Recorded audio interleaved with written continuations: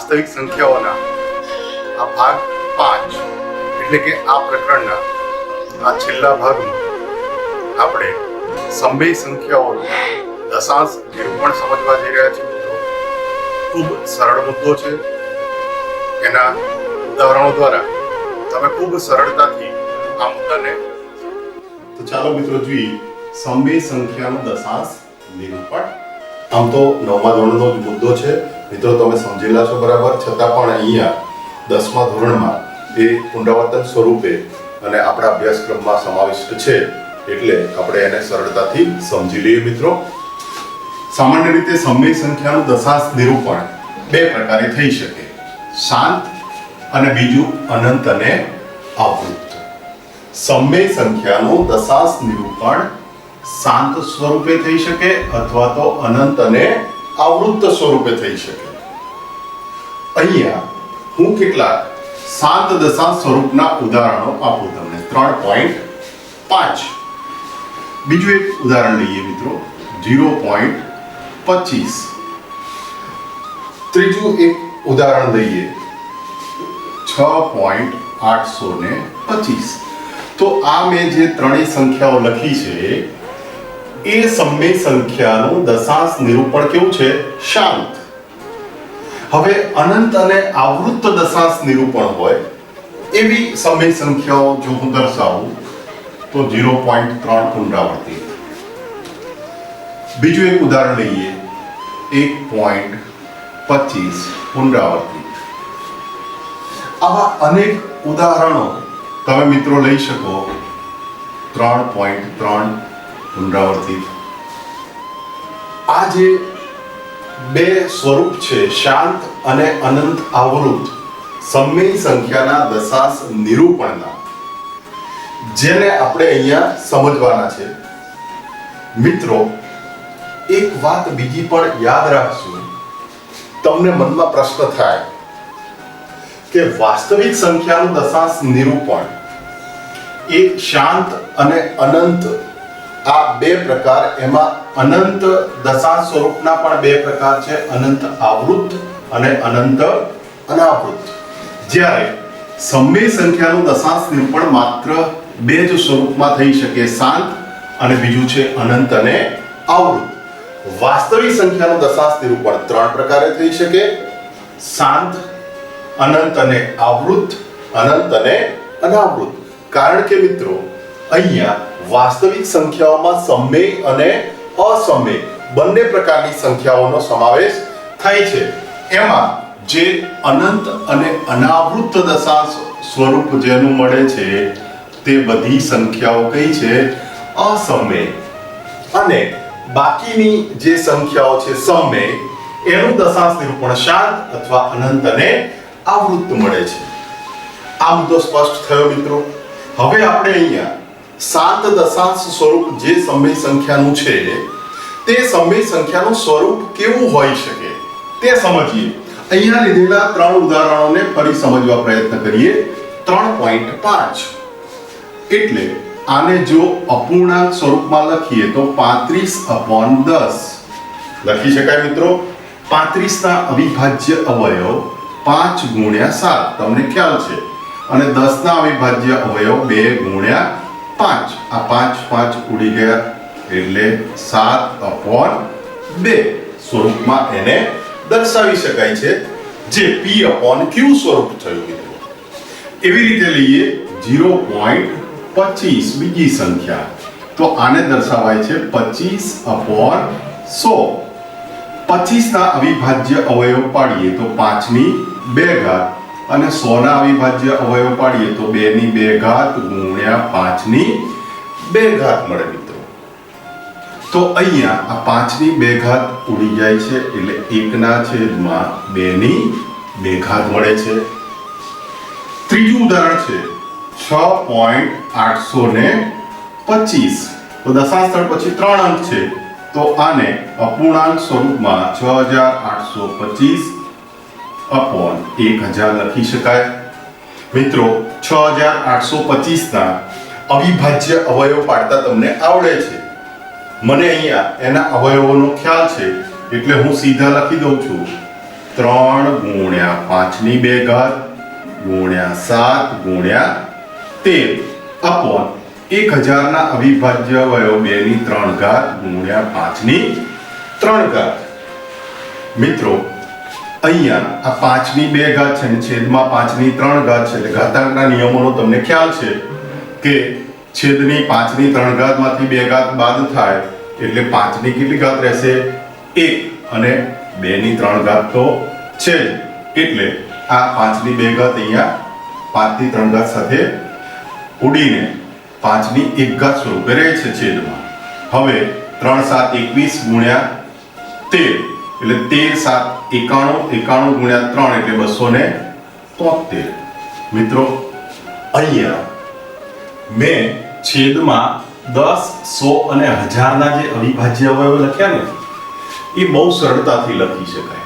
10 નો અવિભાજ્ય અવયવ 2 ની 1 ઘાત ગુણ્યા 5 ની 1 ઘાત, 100 નો અવિભાજ્ય અવયવ 2 ની 2 ઘાત 5 ની 2 ઘાત, 1000 નો અવિભાજ્ય અવયવ 2 ની 3 ઘાત 5 ની 3 ઘાત.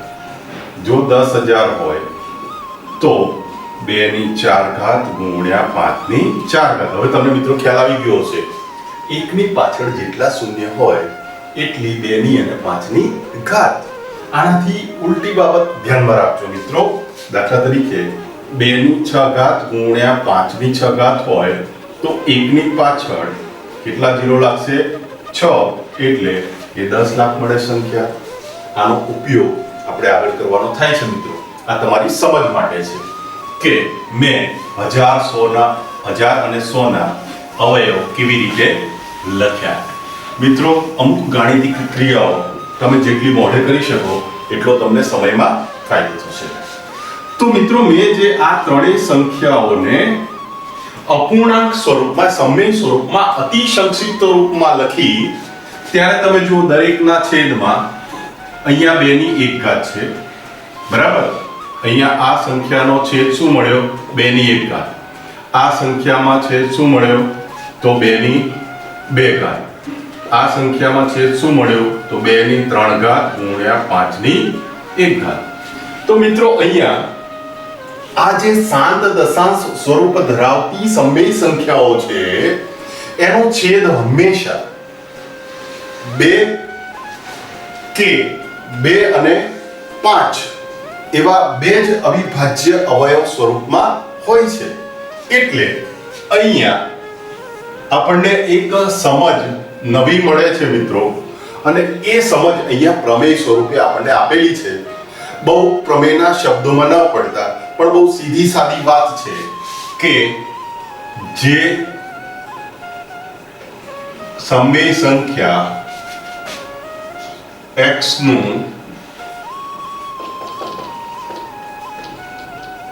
દશાંશ સ્વરૂપ શાંત હોય તે સંખ્યા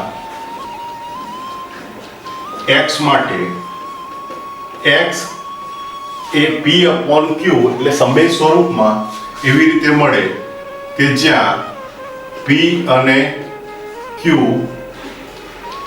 પરસ્પર અવિભાજ્ય પૂર્ણાંક અને બીજી શરત q is equal to 2n into 5m where n અને m એ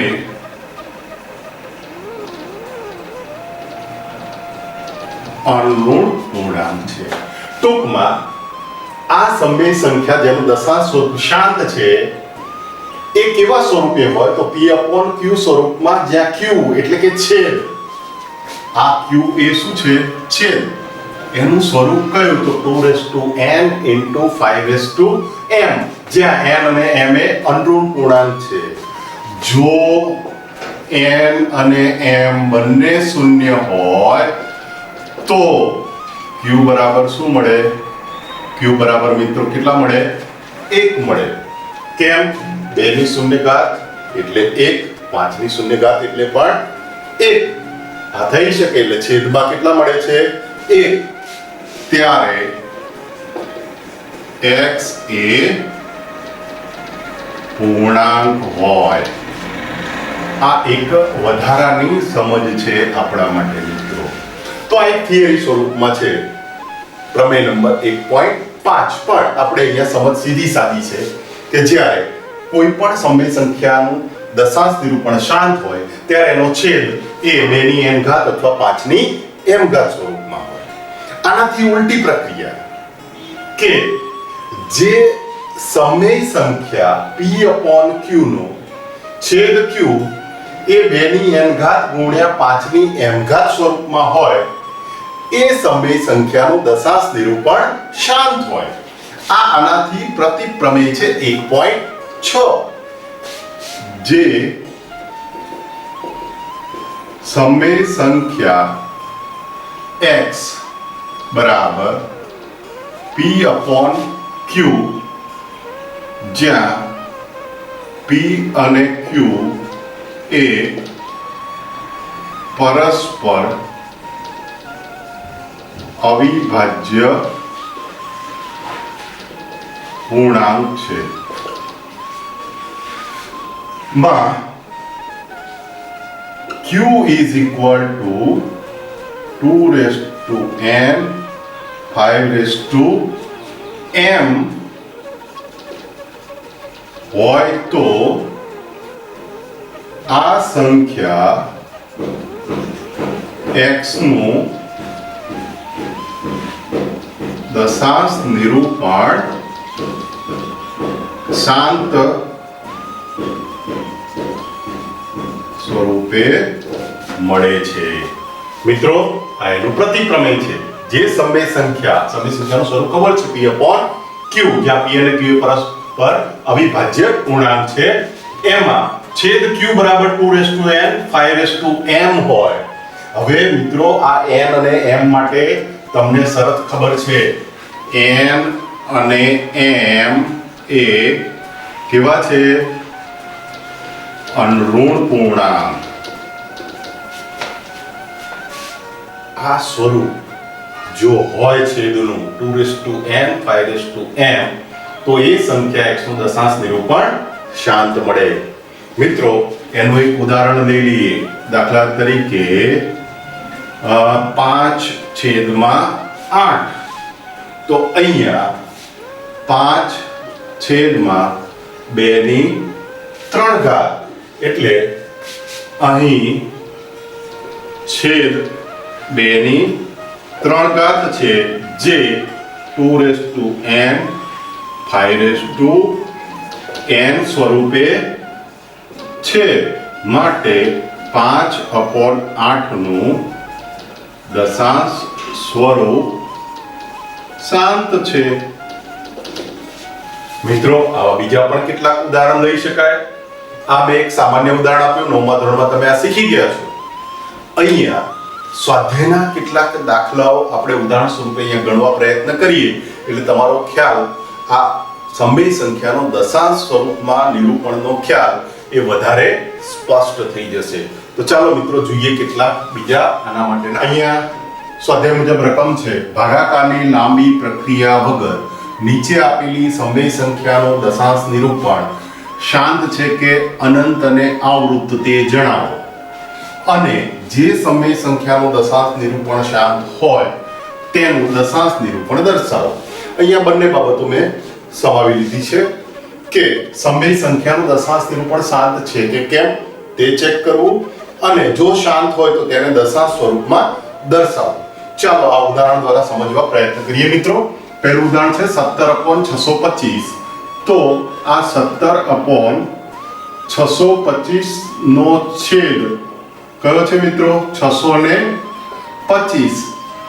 એને 625 ના જો અવિભાજ્ય અવયવ પાડીએ તો મિત્રો 5 ની 4 ઘાત મળે. સ્વરૂપે દર્શાવી શકાય. માટે અહીં 17/625 માં છેદ 625 625 ને 2n 5m સ્વરૂપે દર્શાવી શકાય છે. મિત્રો, n અને m એ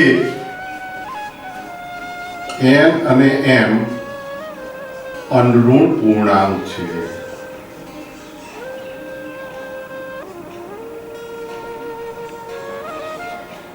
આ વાત દરેક વખતે ધ્યાન રાખવાની છે.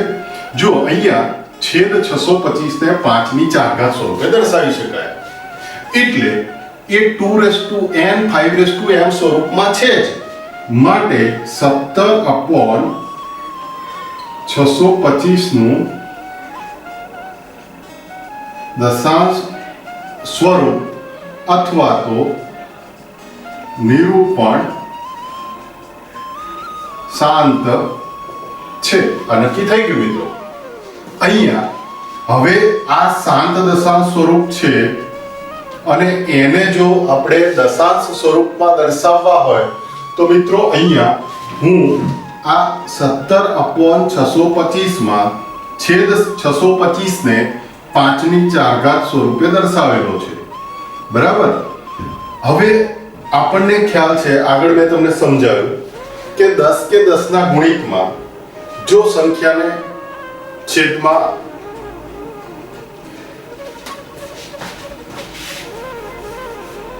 મિત્રો 17/625 ના છેદ 625 ને 5 ની 4 ઘાત સ્વરૂપમાં દર્શાવી શકાય.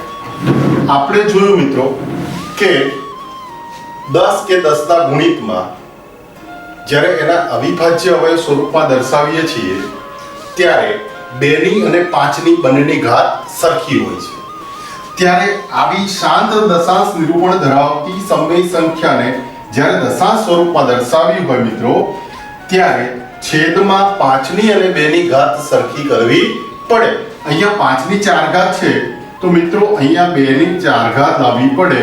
તો અંશને અને છેદને 2 ની 4 ઘાત વડે ગુણીએ તો અહીંયા 17 × 16 અને છેદમાં 5 ની 4 ઘાત 2 ની 4 ઘાત એટલે 1 ની પાછળ કેટલા શૂન્ય લાગશે? 4. 10,000. તો હવે આ 17 × 16 એટલે 272 અને છેદમાં 10,000 છે. જો આને દશાંશ સ્વરૂપમાં દર્શાવીએ તો 0 છેદમાં 10,000 છે એટલે 4 દશાંશ સ્થળ જોઈએ. દશાંશ સ્થળ પછી અંક કેટલા જોઈએ? 4. એટલે 0.0272 સ્વરૂપમાં આ સંખ્યા 17/625 ને દર્શાવી શકાય. મિત્રો, ખૂબ સરળ બાબત તમારા માટે આ છે. 34/455 34/455 નો છેદ 455 ને જો અવિભાજ્ય અવયવ સ્વરૂપમાં દર્શાવીએ મિત્રો તો 5 × 7 × 13 સ્વરૂપે દર્શાવી શકાય. આ જે 5 × 7 × 13 અવિભાજ્ય અવયવ મળ્યા એ 2n 5m સ્વરૂપમાં નથી, કારણ કે 2 અને 5 સિવાયના પણ અહીંયા અવયવ 7 અને 13 મળે છે. એટલે અહીં 34/455 નો છેદ 455 ને 2n × 5m સ્વરૂપમાં દર્શાવી શકાતા નથી, જ્યાં n અને m એ અનઋણ પૂર્ણાંક છે મિત્રો. માટે આ 34/455 નું દશાંશ સ્વરૂપ અથવા નિરૂપણ શાંત નથી એટલે કે અનંત અને આવૃત છે. મિત્રો, જે દશા સ્વરૂપ શાંત નથી એ દશા સ્વરૂપ કેવું મળશે? અનંત અને આવૃત. એ આ સમય સંખ્યાઓ માટે આપણે કહી શકીએ. મિત્રો, હજુ એક વધારે ઉદાહરણ આપેલું છે અહીંયા 13/2 5 2. અહીં જો છેદ તો આપેલો છે અવિભાજ્ય અવયવ સ્વરૂપમાં 13/2 5 2 માં છેદ 2/3 5 2 એ 2n ગુણ્યા 5 m સ્વરૂપમાં છે, જ્યાં n અને m એ બંને અનઋણ પૂર્ણાંક છે. માટે 13/2 ગુણ્યા 5 2 નું દશાંશ નિરૂપણ અથવા સ્વરૂપ એ કેવું મળે? શાંત છે. કારણ કે છેદ એ 2n 5m સ્વરૂપમાં છે. એટલે કે અવિભાજ્ય અવયવ, છેદના અવિભાજ્ય અવયવમાં અવિભાજ્ય સંખ્યા તરીકે 2 અને 5 જ છે. હવે આને દશાંશ સ્વરૂપમાં દર્શાવીએ 13/2 5 2 બરાબર 13/2 5 2 ગુણ્યા. હવે જો આગળ આપણે અહીંયા પ્રક્રિયા કરેલી 2 અને 5 ની ઘાત સરખી કરવા માટે અહીંયા 2 ની 3 ઘાત છે અને 5 ની 2 ઘાત છે. એટલે અંશને ને છેદને કેટલા વડે ગુણીશું? 5 ની 1 ઘાત વડે. એટલે અંશમાં 13 ગુણ્યા 5 અને છેદમાં 2 ની 3 અને 5 ની 3 ઘાત મળી ગઈ. મિત્રો, તો 13 ગુણ્યા 5 એટલે 65 છેદમાં 2 ની 3 ઘાત 5 ની 3 ઘાત એટલે 1 ની પાછળ કેટલા જીરો લાગશે? 3. તો આને દર્શાવી શકાય 0.065. દશાંશ સ્થળ પછી કેટલા અંક જોઈએ? 3. એટલે હવે આ 13/2 ગુણ્યા 5 ની 2 ઘાતને 0.065 સ્વરૂપમાં આપણે દર્શાવી શકાય. મિત્રો, કેટલું સરળ છે આ દશાંશ નિરૂપણ. ત્રીજી એક સંખ્યા લઈ લઈએ 77/210 છે. એનો છેદ 210 ને જો અવિભાજ્ય અવયવ સ્વરૂપમાં લખીએ તો 2 ગુણ્યા 5 210 ને અવિભાજ્ય સ્વરૂપમાં લખીએ તો 2 ગુણ્યા 3 ગુણ્યા 5 ગુણ્યા 7 2 તરી 6 5 30 ગુણ્યા 7 એટલે 210. આ સ્વરૂપમાં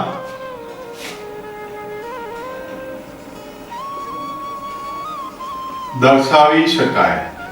બરાબર. હવે અહીંયા આ જે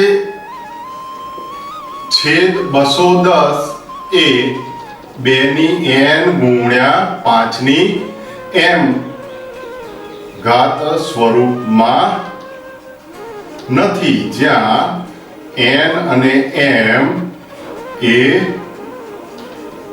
અનઋણ પૂર્ણાંક છે. મિત્રો, માટે 77/210 નું દશાંશ નિરૂપણ શાંત નથી એટલે કેવું હોય? અનંત અને આવૃત છે. મળી ગયો મિત્રો જવાબ આપણને. તો આ 4 ઉદાહરણ દ્વારા તમને આ ખ્યાલ સ્પષ્ટ થાય છે. મિત્રો, ફરી સમજી લો. 17/625 માં છેદ 625 ને 5 ની 4 ઘાત એટલે 2n 5m સ્વરૂપમાં દર્શાવી શકાય છે. એટલે એનું દશાંશ નિરૂપણ કેવું છે? શાંત.